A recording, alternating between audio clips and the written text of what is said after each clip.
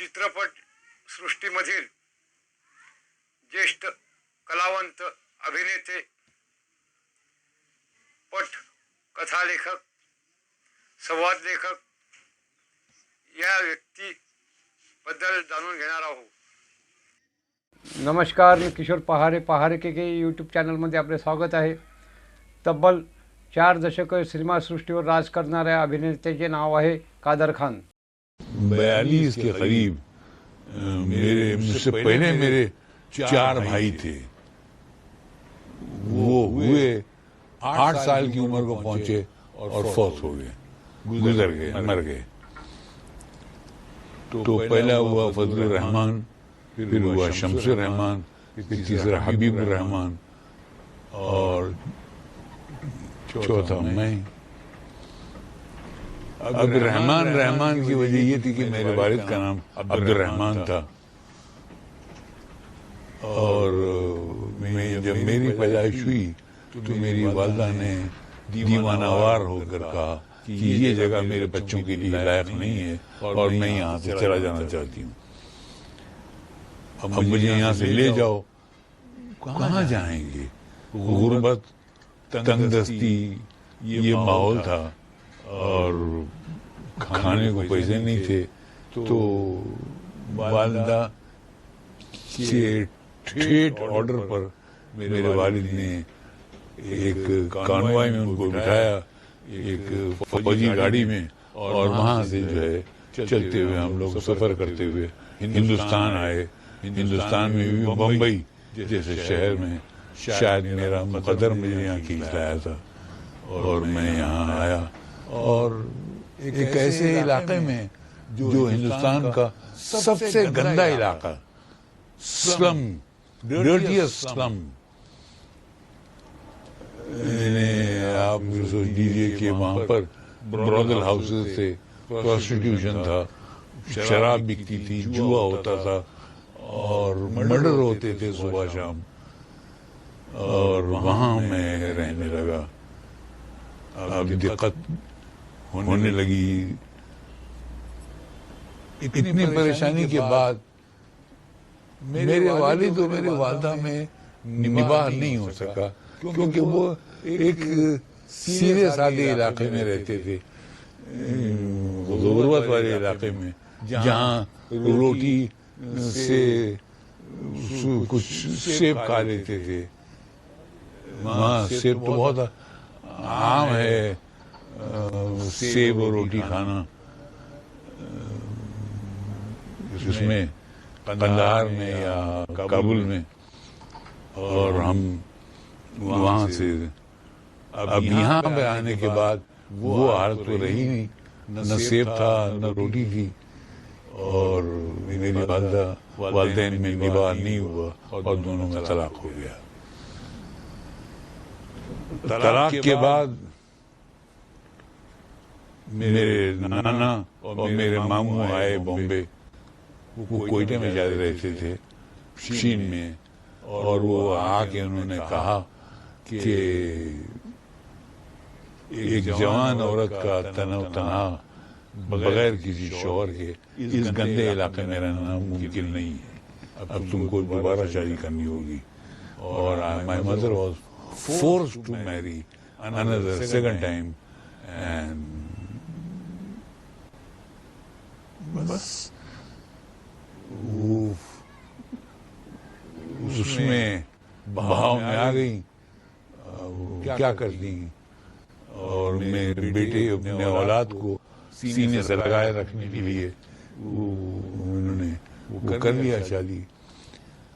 लेकिन जो मेरे स्टेप फादर थे, मेरे सेकंड फादर थे, उन्होंने कुछ निबाह नहीं किया हमारे साथ. अच्छा, वो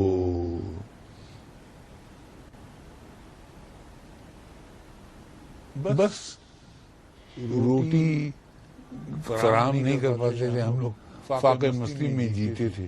हर हफ्ते में 3 दिन हम लोग भूखे रहते थे और बाकी 3 दिन हमें रोटी नसीब हो जाती थी. दाल और रोटी, दाल या चावल.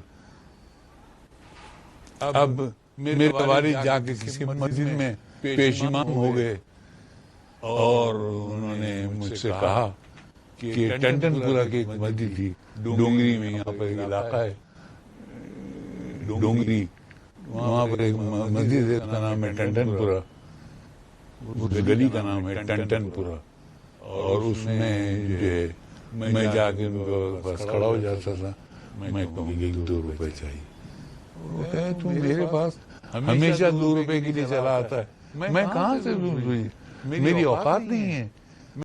میں بڑی مشکل سے بھیک مانگ کے 2 روپے لے کے گھر آتا تھا، اور اس میں 1 روپے کا آٹا آنے کا چاول اور دال، نمک اور گھاسلیٹ وہ اسٹو میں جلانے کے لیے، اور اس طریقے سے ہماری زندگی پوری ہوئی۔ روٹی ہفتے میں 3 دن کھاتے تھے اور 3 دن بھوکے رہتے تھے۔ اس کے بعد میں نے ایک بار کیا ہوا کہ کچھ لڑکوں نے مجھے کہا کہ تو کہاں تیری والدہ کے کہنے پر آ کے تو پڑھائی کر رہا ہے، چل ہمارے ساتھ کسی پترے کارخانے میں چل کے کام کرتے ہیں، اور اس کارخانے میں کچھ پیسے مل جائیں گے، 4 روپیہ یا 5 روپیہ پر ڈے کا، تیرے گھر میں روٹی پک جائے گی۔ اور یہ مجھے آئیڈیا اچھا لگا، اور میں نے بیگ پھینکا اور میں ان کے ساتھ دن دن نیچے اترنے لگا۔ جیسے میں نے ایک سٹیپ سے 3rd فلور پہ ہمارا گھر تھا، جیسے ایک سٹیپ سے میں نے نیچے پیر رکھا، ایک 3رے فلور پہ تھا، اور ایک سٹیپ نیچے اترا، ایک ہاتھ میرے کاندھے پہ آیا، میں نے مڑ کے دیکھا میری والدہ کھڑی تھی۔ وہ میری والدہ نے کہا میں جانتی ہوں تو کہاں جا رہا ہے، تو ان کے ساتھ جا رہا ہے 4 یا 5 روپے روزانہ کمانے کے لیے، بیٹا اس 4-5 روپے سے ہمارے گھر میں خوشیاں نہیں آئیں گی، روٹی نہیں آئے گی۔ اگر تجھے واقعی ہمدردی اپنے خاندان سے، مصیبتوں سے جنگ کرنے کی، تو تو خوشیاں لا سکتا ہے اس گھر میں۔ اس لیے تو کیا کر کہ تو پڑھ، تو کچھ مت کر، تو پڑھ، میں ہوں، میں مصیبتوں سے جنگ کروں گی۔ میری والدہ نے اس طریقے سے پڑھ کہا کہ مجھے لگا سر سے لے کے پیر تک کسی نے میرے جسم میں سیسا انڈیل دیا، یہ پگھلا ہوا سیسا، اور میں بالکل دیوانہ وار پلٹ کے بھاگا، اپنے کمرے میں گیا، میں نے جو کتابیں پھینکی تھی کونے میں ان کو اٹھایا اور اس کو لے کے میں اسکول بھاگا، اور پھر اس دن کے بعد سے میں نے کبھی مڑ کے نہیں دیکھا، اور وہاں سے میں سیدھا گریجویشن تک گیا، پوسٹ گریجویشن تک گیا، اور میں نے سول انجینئرنگ پاس کی۔ یہ میری ماں کی دعاؤں کا طفیل ہے، میری ماں کی دعاؤں کا اثر ہے کہ ان کے ایک لفظ نے پڑھ، تو پڑھ، مصیبتوں سے میں لڑوں گی۔ شاید میری تقدیر میں فلم لائن میں آنا لکھا تھا، آپ لوگوں کے سامنے بیٹھ کے کچھ باتیں کرنے کا لکھا تھا، اور اس لیے میں آپ کے سامنے آ گیا۔ اور आपण ज्यावेळेस नवीन वर्षाच्या स्वागतासाठी उत्सुक असतो त्याच वेळेस 31 डिसेंबर 2018ला कादर खान यांनी शेवटचा श्वास घेतला व जगाचा निरोप घेतला, व आपल्या कर्तृत्वाने रसिकांच्या मनावर त्यांनी आपली छाप सोडून गेले। त्यांना 7 वर्ष पूर्ण होत असून त्यांना श्रद्धांजली आमच्या चॅनलकडून आहे। आपल्याला हा व्हिडिओ चांगला वाटला असेल तर लाईक करा, सबस्क्राईब करा आणि शेयर करा। कोई किसी की माँ है, कोई किसी की बहन है, जिंदगी का अंदाज बदल जाएगा। बेटे, जिंदा है वो लोग जो मौत से टकराते हैं,